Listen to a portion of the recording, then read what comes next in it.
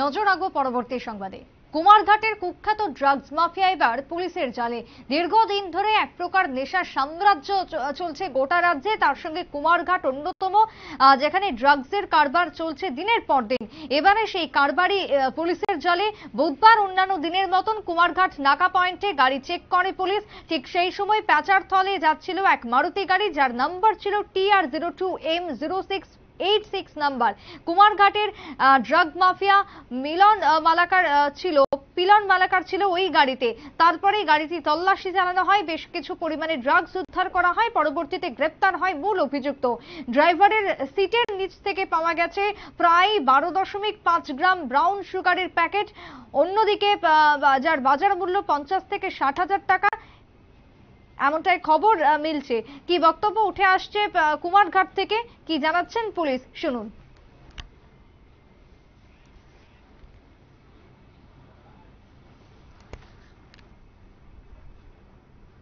গতকালকে দুপুরবেলা প্রায় 2টার দিকে আমাদের থানার অফিসার এএসআই অজিত দেববর্মা এবং অন্য স্টাফ নিয়ে আমাদের 9 মাইল নাগাতে অন্যান্য দিনের মতন চেকিং করছে। চেকিং করার সময় এই দুইজন লোক একটা গাড়িটার নাম্বার হলো TR02M0686, এটা মারুতি সুজুকি এক্সপ্রেস গাড়ি। এই গাড়িটা নিয়ে কুমারঘাট থেকে পেছনের দিকে যাচ্ছিল। তখন রেগুলার প্র্যাকটিস অনুযায়ী আমাদের স্টাফ সেটাকে আটক করে গাড়িটাকে তল্লাশি চালায় এবং তল্লাশি চালিয়ে ড্রাইভারের সিটের নিচ থেকে একটা ব্যাগ উদ্ধার করে। ব্যাগের ভিতরে যখন তল্লাশি করে দেখা যায় যে সেটার ভিতরে 1 প্যাকেট হিরোইন ছিল, ঠিক আছে, যার মধ্যে আপনার যখন ওজন করে দেখা যায় যে 12.5 গ্রাম হিরোইন আছে। আর সেই সঙ্গে আমরা 600টি খালি কোটা পাই, যেগুলির মধ্যে হিরোইন ভরে বিক্রি করা হয় বাজারের মধ্যে।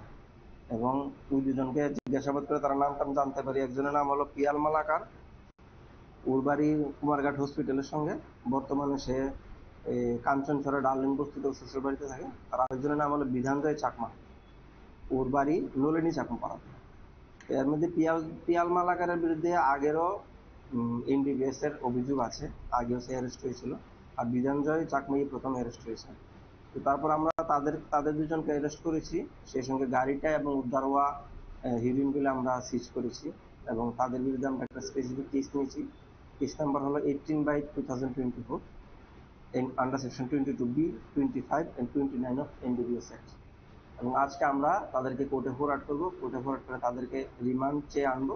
তারপর তাদেরকে জিজ্ঞাসাবাদ করে আমরা এই মামলার সাথে আর কে জড়িত আছে সেটা আমরা খাতিয়ে দেব।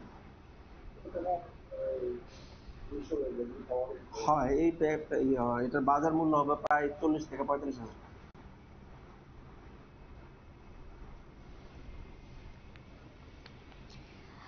পুলিশের বক্তব্য আপনারা শুনলেন।